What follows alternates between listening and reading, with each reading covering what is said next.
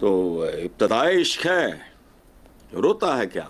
आगे आगे देखिए होता है क्या। प्रधानमंत्री मोदी आसियान देशों की समिट में शामिल हुए। इस समिट से चीन और पाकिस्तान बौखला गए हैं। देखते हैं कि पाकिस्तान की जनता और एक्सपर्ट इसके बारे में क्या कहते हैं। सब जो मामलात हैं वो ज़रा पीछे नज़र आ रहे हैं, यानी ये कि क्योंकि उनके लास्ट रिचुअल्स होने तक कॉन्टिन्यूसली उन्हीं की खबर चल रही है। लेकिन भारत के वजीर आजम का ये जो विज़िट है ये बहुत ही इम्पॉर्टेंट है। ऐसा लगता है ना कि देखिए आसियान समिट है तो ये तो कोई इतनी इम्पोर्टेंट नहीं चलेगी, लेकिन आपको जब ये पता चलेगा, बल्कि आप बहुत ज़्यादा इसके बारे में हो सकता है जानते भी हों कि आसियान कितना इम्पोर्टेंट है इंडिया के लिए, कितनी इमेंस इम्पोर्टेंस देता है इंडिया आसियान से जो रिलेशंस हैं वो कायम रखने पर। अच्छा, इसके अंदर जब वो वहाँ पर पहुँचे हैं भारत के प्राइम मिनिस्टर, तो उनको रेड कारपेट रिसेप्शन दिया गया है एज़ यूजुअल। बहुत ज़बरदस्त तरीके से उनको वेलकम किया गया। और फिर वहाँ पर एक आप कह सकते हैं कि बुद्धिस्ट जो तरीक़ाकार है, रामायण जो है उसको जो अडाप्टेशन है वो एक नए तरीके से वहाँ पर पेश की गई उनके सामने।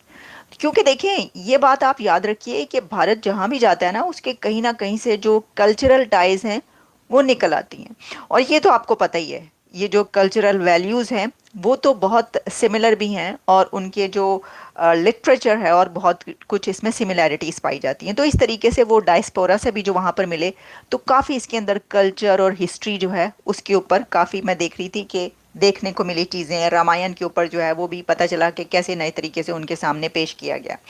अच्छा, अब इसके अंदर जो है वो देखिए, वैसे तो ये 2 डे विजिट है, लेकिन ये कहा जा रहा है कि दैट विल बी एक ऐसा ये विजिट होगा जिसके अंदर ये देखा जाएगा कि अगले जो फ्यूचर है, यानी नेक्स्ट फ्यू इयर्स कैसे। दोस्तों, भारत के वजीर आजम नरेंद्र मोदी आसियान ममालिक के जो 10 ममालिक हैं आसियान के, उनके साथ एक समिट में इस वक्त लाओस में मौजूद हैं।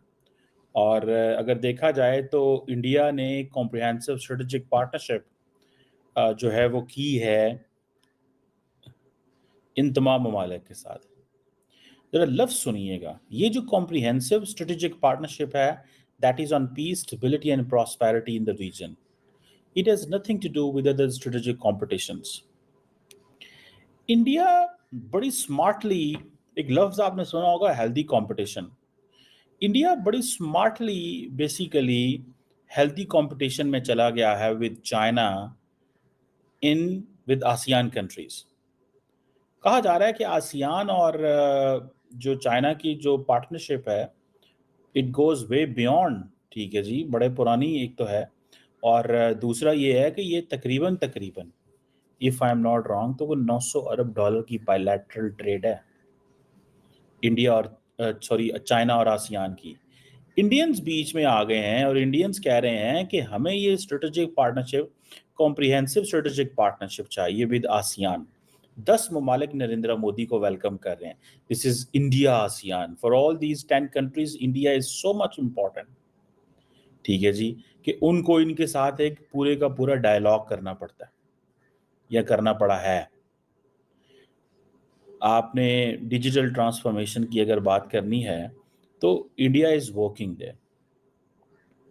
अब ये जो ASEAN India comprehensive strategic partnership है, वो कह रहे हैं जी हमारी शेयर्ड वैल्यूज एंड नॉर्म्स हैं, ठीक है जी, कि आसियान इंडिया रिलेशंस में कि जब से ये बना है 1992 में आई थिंक, आसियान इंडिया जो है वो एक समिट, कॉमेमोरेटिव समिट भी हुई थी 2012 में, दिल्ली डिक्लेरेशन है इसके ऊपर, and so on and so fourth. लेकिन बड़े लंबे चौड़े इनके राब्ते हैं। ASEAN India comprehensive strategic partnership 2022 में हुई। ASEAN India joint statement on maritime affair एक दफ़ा 2023 में आई। इसी तरह food security and nutrition response के हवाले से भी इनकी एक क्राइसिस ग्रुप मौजूद है।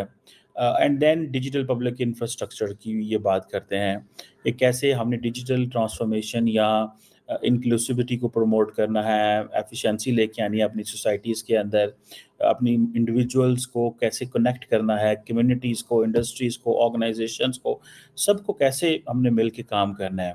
और वो ये सारे के सारे ममालिक एक चीज़ पे फोकस कर रहे हैं कि जो टेक्नोलॉजी है उसको हम कैसे इस्तेमाल कर सकते हैं फॉर रैपिड ट्रांसफॉर्मेशन, और ये जो डिजिटल डिवाइड है इसको ख़त्म किया जा सके। और सुनने में आ रहा है कि इंडिया जो है इट इज़ हेल्पिंग आसियान का एक डिजिटल मास्टर प्लान है 2025 का, ठीक है जी, उसमें काफ़ी ज़्यादा मदद कर रहा है इंडिया नॉलेज शेयरिंग में, कैपेसिटी बिल्डिंग में। ये जो एरिया है ना आसियान का, ये तमाम के तमाम जो ममालिक हैं वो एक ही बात कर रहे हैं, इंडोनेशिया